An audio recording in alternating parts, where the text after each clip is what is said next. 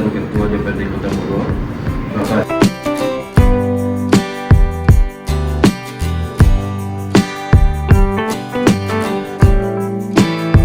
Jadi ini kegiatannya sebetulnya kita sharing-sharing aja, diskusi beberapa orang yang kira-kira memang terlibat di dalam kegiatan ini. Sebelumnya saya perkenalkan dulu, jadi kami dari divisi SAIS di IPB itu ada divisi SAIS itu Software Engineering and Information Science. Kami itu di Prodi Ilmu Komputer. Kalau dulu nih Pak, makanya jelaskan berhenti. Jadi setelah saya statistik, ketik dan informatika. Jadi Pak, jadi tiba-tiba nih ada bahasa, ada klaim saya kita yang kering itu ilmu komputer, gak bahasa itu maksudnya bahasa di lab ya. Yang kimia, fisika itu bahasa tuh perlu lab, kalau kita kayak gini-gini aja lab dan apa gitu ya. Matematika, statistika dan informatika. Kemudian ini SAIS, divisi ya sebetulnya ada 3, ada yang robotika, ada yang software engineering. Nah software engineering sebetulnya tugas kami biasanya kita membangun sistem ya, membangun sistem, kemudian bisa juga informasi berbagai area, tidak hanya kok ini pertanyaan tiba-tiba menang KPU ya. Kita masih dosen ya Pak Irman ya, belum salah satu bagian dari. Jadi kita membangun software biasanya sistem informasi di berbagai area ya. Tapi juga tidak hanya di pertanian seperti itu. Kemudian mungkin ini sedikit mengenai apa yang kegiatan yang bisa kita lakukan.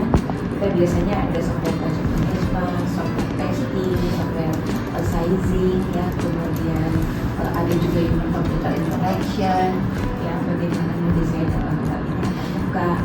Nah, yang ingin kita sampaikan di sini adalah salah satu bagian penelitian kita, yaitu sistem blockchain atau berhubungan juga dengan data government.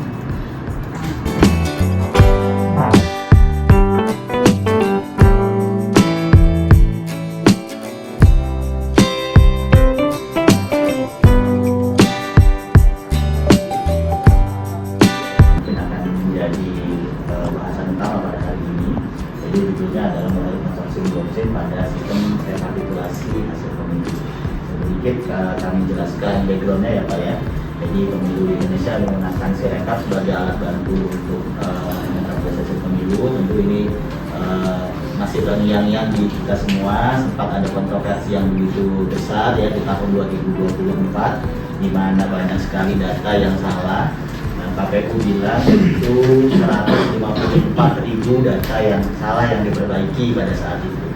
Nah, akhirnya cukup sampai kepada kita semua dan menjadi perbincangan dan muncul banyak penelitian terkait Sirekap. Nah, proses rekapitulasi saat ini masih memiliki kendala teknis dan validasinya ya, karena kita tahu bersama bahwa Sirekap itu kan menggunakan scan ya Pak ya, pakai OCR dan OMR. Sebenarnya teknologinya sudah sangat bagus. Ketika di scan begitu, kalau tulisannya proper gitu langsung menjadi data digital dan langsung bisa diproses ke sistem yang ada di atasnya. Namun Bapak, seperti yang tadi mungkin telah disampaikan di depan, kami mempelajari, kami mencari masalah. Intinya adalah mekanisme saat ini yang ada di Sirekap, kami menilai belum sepenuhnya menjamin transparansi, keterlacakan dan akuntabilitas hasil rekapitulasi suara.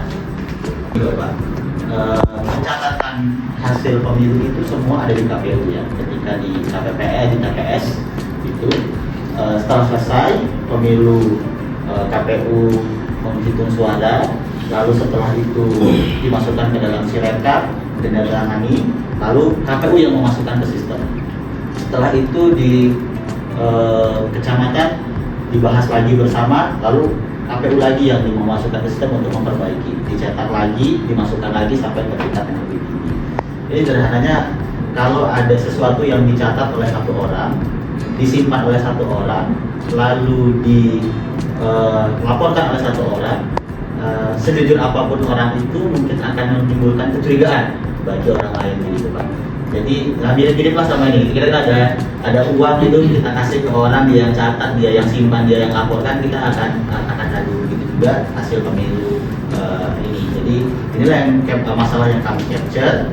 yang menjadi landasan latar belakang dari penelitian tugas tersebut. Bagaimana proses rekapitulasi itu terjadi, baik rekapitulasi manual maupun rekapitulasi elektroniknya. Jadi di TPS yang ini Bapak sudah memahami semua ya. Lalu di kecamatan atau provinsi ada proses yang mirip, yaitu menampilkan jenjang, menampilkan hasil dari jenjang sebelumnya, lalu dijumlahkan, lalu dicetak, disepakati, lalu diupload lagi ke atas.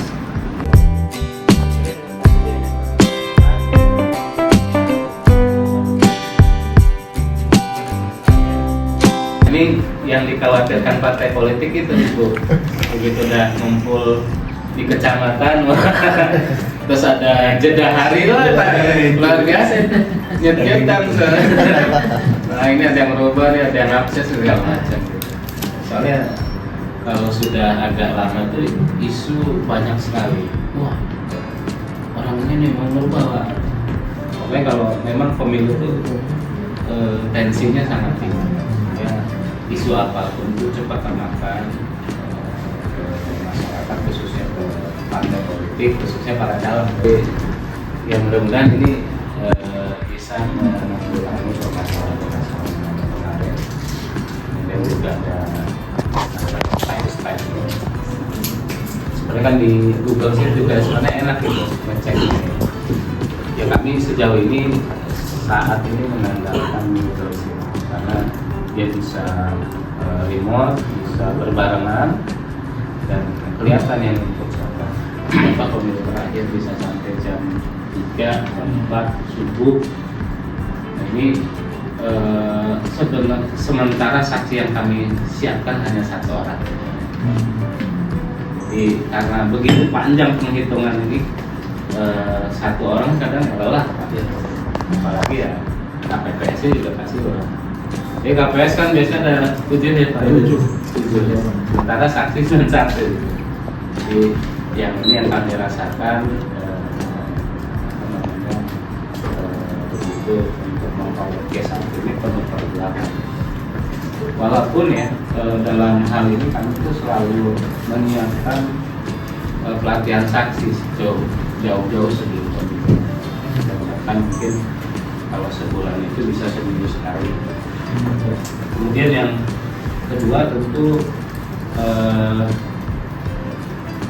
yang biasanya permasalahan yang kami hadapi tentu masalah C1 ini adalah tadi lama perhitungan untuk 5 pemilihan, kemudian yang nggak lengkap juga masalah kalau adanya data PKS doang itu akhirnya juga ya bikin pusing kita juga. Sehingga dari pemilu ke pemilu untuk melengkapi sistem yang sudah disiapkan biasanya kami bikin sistem sendiri yang berbasis dalam 2 pemilu terakhir khususnya di Kota Bogor ini pakai Google Drive, lebih efisien ya, taktis, cepat gitu, dan kontrol lebih gampang. Sehingga biasanya alhamdulillah kami biasanya lebih terdepan kalau data. Blockchain ini tentu infrastruktur ya, dari adopsi teknologinya cukup besar. Sepertinya ya Pak ya, itu juga kurang paham, tapi lihat dari paparan kami saja yang mencoba yang sederhana melalui software PCR itu gagal total. Akhirnya dipercaya kembali Excel dan Google Sheet.